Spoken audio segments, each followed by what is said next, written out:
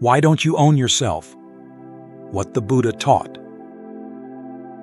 When you look in the mirror each morning, who exactly is looking at whom? We casually say, my body, my mind, my thoughts. But have you ever wondered who this I is that claims ownership over all these things? This question isn't just philosophical wordplay. It touches something fundamental about our human experience. It's a question that leads us to explore a strange and often overlooked relationship. The relationship between the owner and the owned within ourselves. This isn't about adopting new beliefs or abandoning your sense of self. It's about looking closely at your actual experience and seeing what's really there. Are you ready to question what you've always taken for granted? Chapter 1. The Owner and the Owned.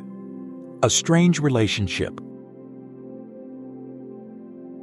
We often talk as if there's a separate I that possesses a body and a mind. But if we're honest, there's often a disconnect, an invisible gap. Does it ever feel like there are two of you? The owner and the thing being owned? We feel this separation even more strongly when we lose control. Think about a sudden illness, the trembling with fear, or the natural changes that come with aging. Our body seems to act independently despite our sense of ownership. What about our emotions?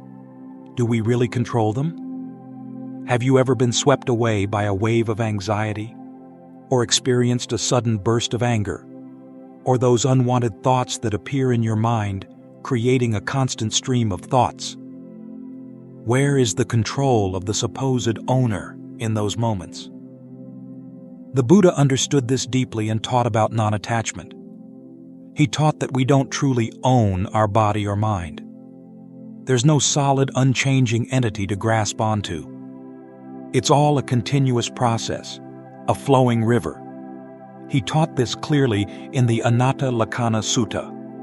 He told his monks that everything, form, feelings, perceptions, thoughts, consciousness, is impermanent and not self. So, if we don't fundamentally own ourselves, what is the nature of our existence? Consider your body. It's composed of elements: earth, water, fire, air. These elements originate from the world around us.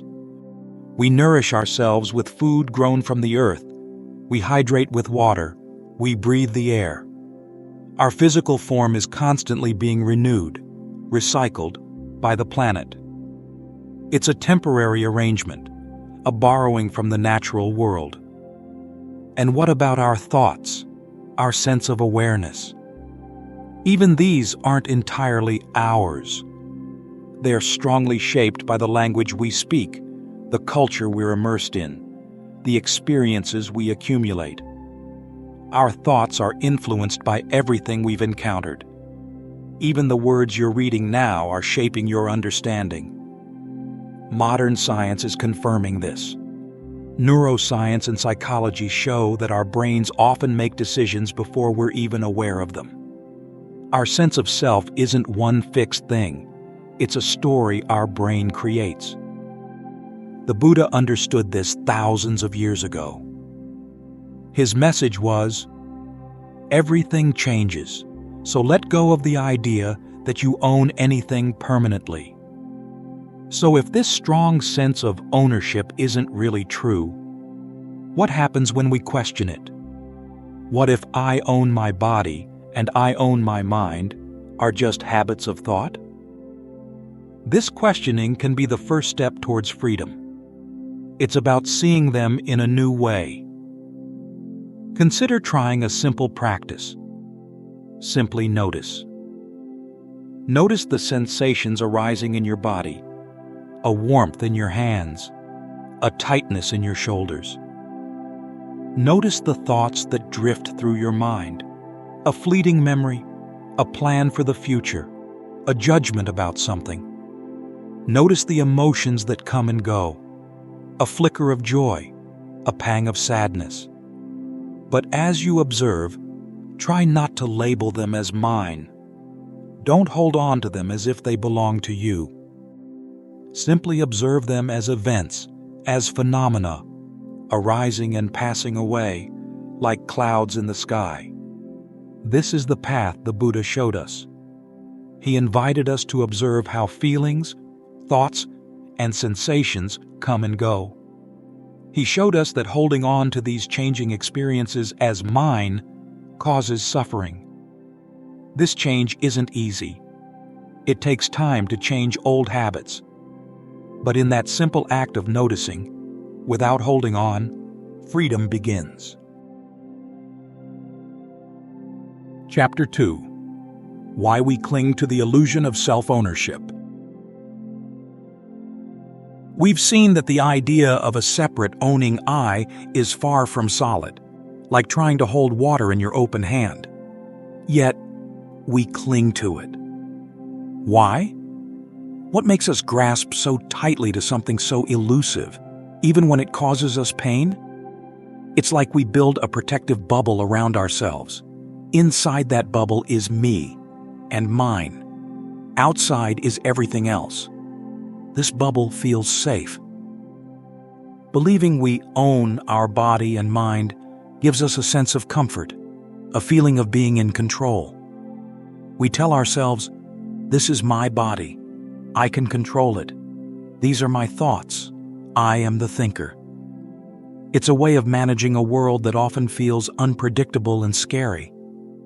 We like clear boundaries. This is my house. That is your house. This is my idea. That is your idea. These boundaries extend to our inner world. We create a boundary around me, and it helps us feel like we have a solid place in the world. The Buddha used a powerful metaphor: the raft. Imagine you need to cross a wide, dangerous river. You build a raft out of branches and vines. It gets you safely to the other side. Once you're there, you carry the raft around on your back? Of course not. You leave it behind. It served its purpose. The Buddha said his teachings, the Dhamma, are like that raft. They're a tool to help us cross over the river of suffering. But we shouldn't cling to the teachings themselves. Even good and helpful things can become a burden if we hold on too tightly. So, where does this idea of mine even come from? We learn very early on to label things as belonging to us or to someone else. This is your toy. That's my cup. It becomes a habit.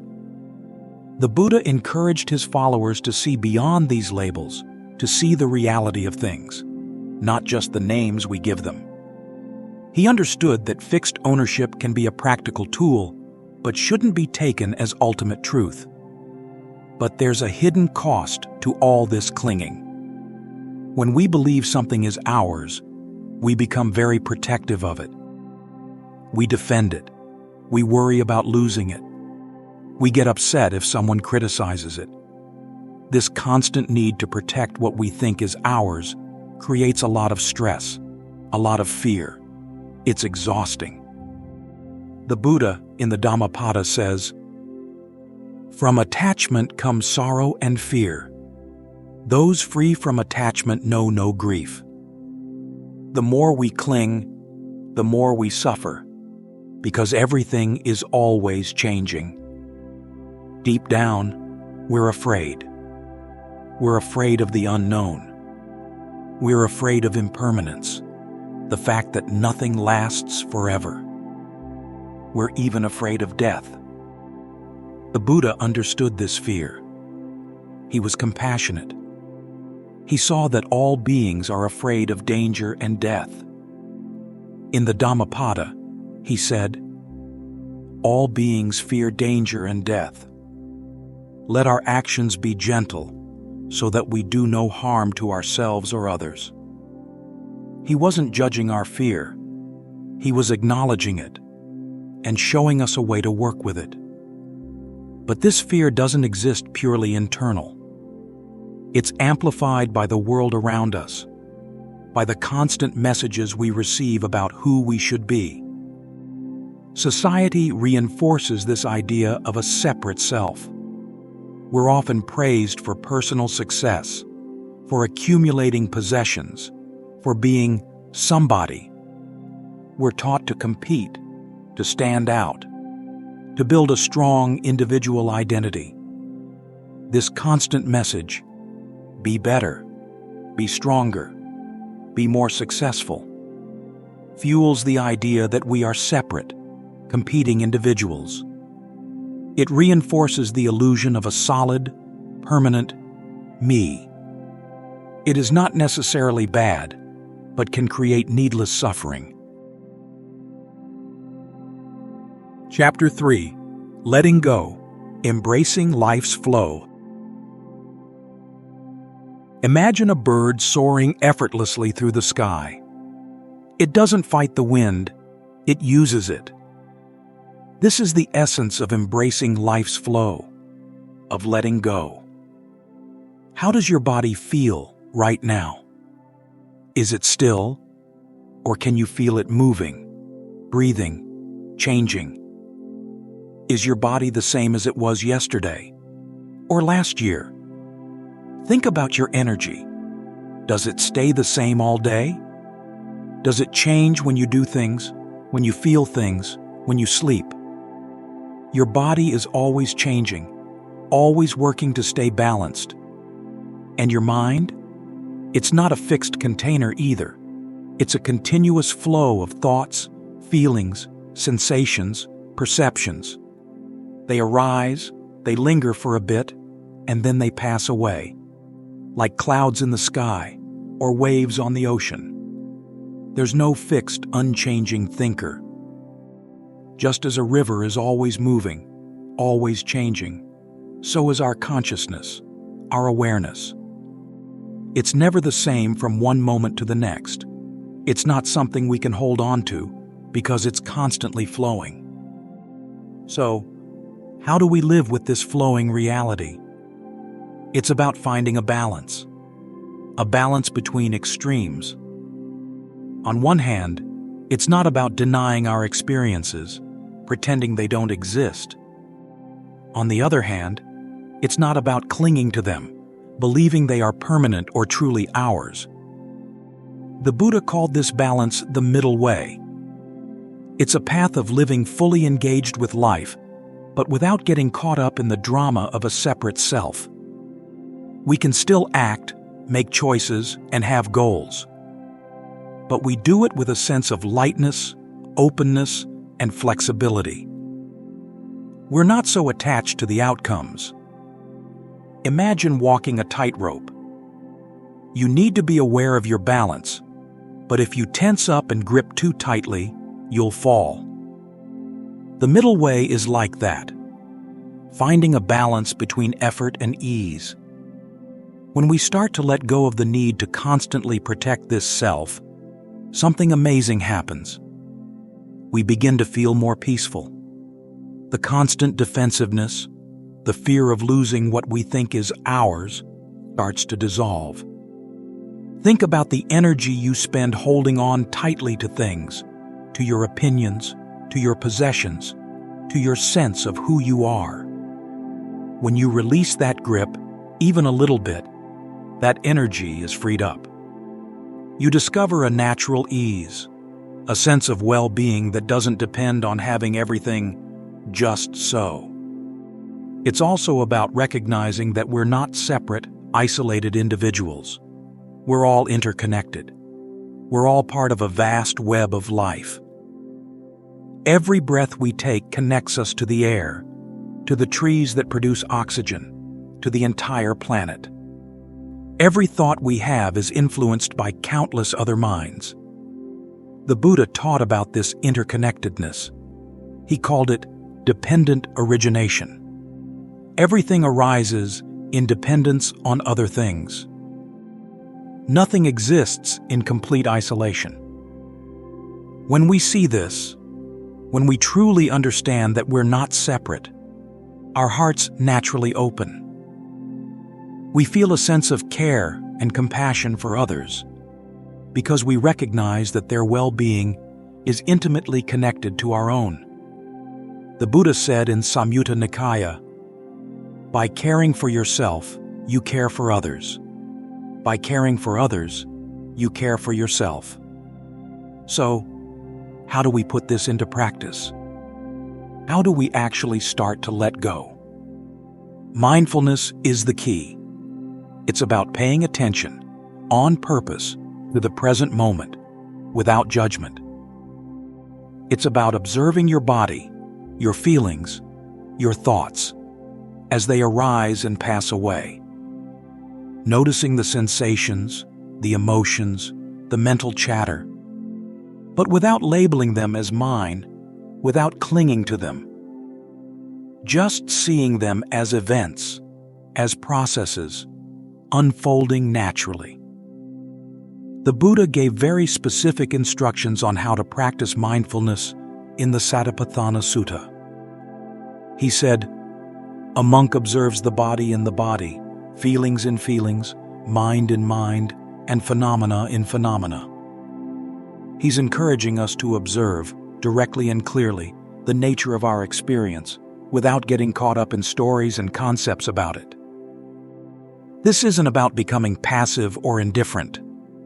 It's about engaging with life fully, but with a sense of freedom and spaciousness. It's about flowing with the river of experience, instead of trying to swim against the current. It's about embracing the dance of life, without clinging to any particular step. Chapter 4. Being Without Owning. The Buddha's Answer. What if the key to true happiness isn't about having more, but about being more, fully present, fully alive, without the weight of a separate self? This is the paradox the Buddha unveiled, the freedom of being, without owning. The key is understanding change, not just with our minds, but with our whole being. Nothing is permanent. Nothing stays the same. There's no fixed, unchanging self to be found. There's nothing to own and no one to do the owning. This isn't a negative or nihilistic view. It's not saying that nothing exists.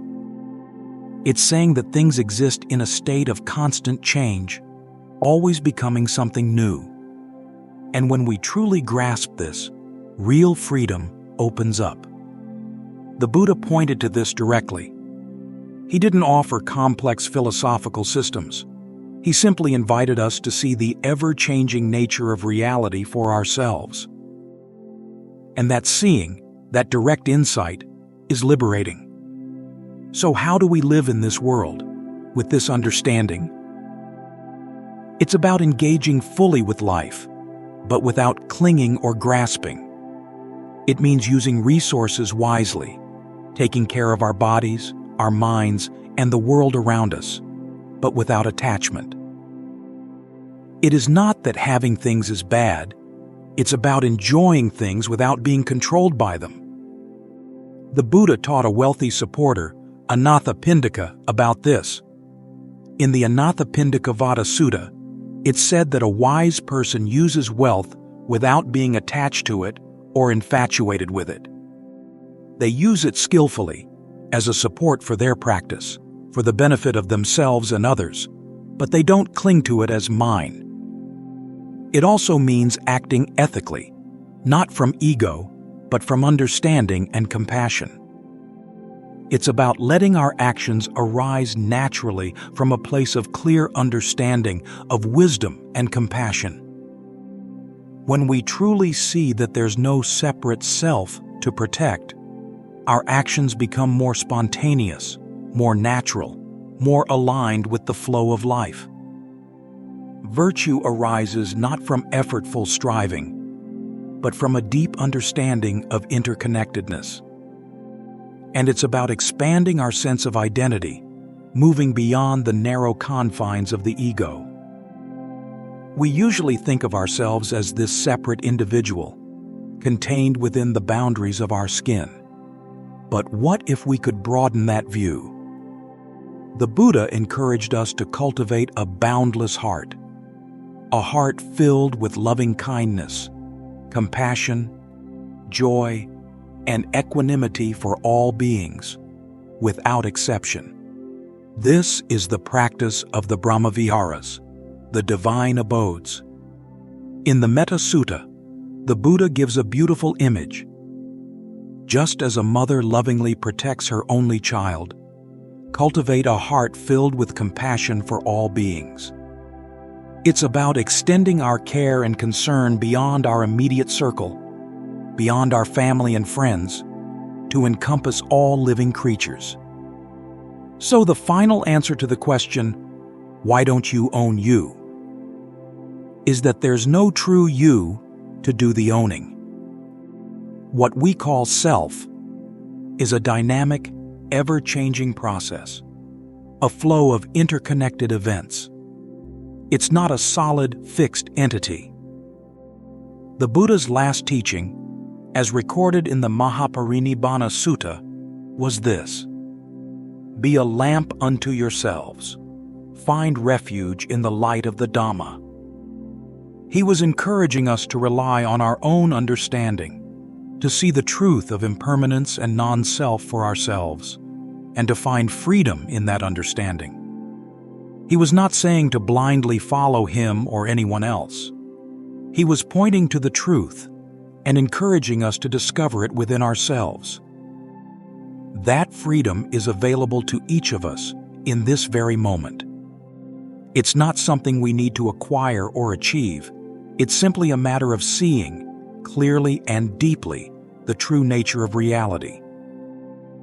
And in that seeing, the illusion of ownership dissolves, and we are left with the simple, profound beauty of being.